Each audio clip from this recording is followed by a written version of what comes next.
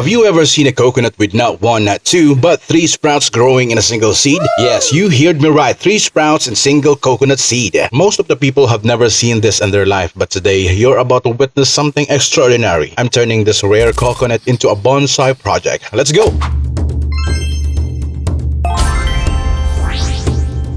Good day and welcome back to Greenthumb, Philippines. It's been a while, medyo matagal na rin. Work kept me busy this past few months, but I'm finally back with something super rare and exciting. Look at this rare coconut that I have. I actually thought about selling this online, but I changed my mind. This is a rare one, so I'm going to keep it and turn this one into a bonsai coconut. Alam ko may magbabash na naman ito kasi, sir, ba't ka nag-i-English? Hayaan nyo na kasi most of my subscribers is from US, India, Trinidad and Tobago, Mexico, Europe, and then saka Middle East meron yata. Oh, nakita ko sa Matrix, so meron. So, kaya nag-i-English ako. Konti lang. Tatalino naman ng Pinoy. Makakaintindi naman yan. So, okay, diretso tayo. Now, for about 1 to 2 years, this will be its temporary home and pot.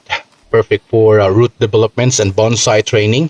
And here's what I'm using for soil layers. At the bottom part, we have dried leaves. Great for long-term composting.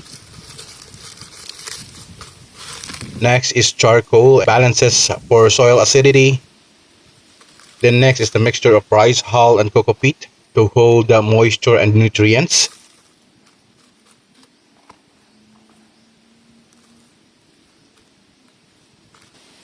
Next up is sand and broken pots for root control and drainage. And finally, another layer of rice hull, a mixture of rice hull and coco peat at the top to protect the young roots that are growing out.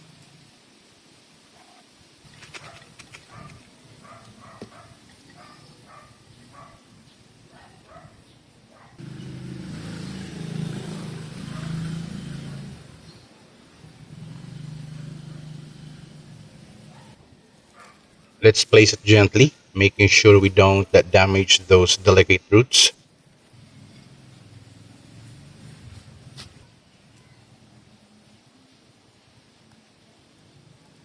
And I'm using small stick to press down the soil and remove any hidden air pockets.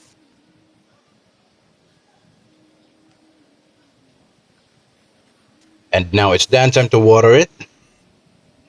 And that's it, our 3-in-1 coconut bonsai project is officially planted. In 2 years, we will repot this one and move forward to the real bonsai styling. But for now, the journey begins. And that's it. Thank you for watching. This is Greenthumb, Philippines. I'll see you in the next one. Bye-bye.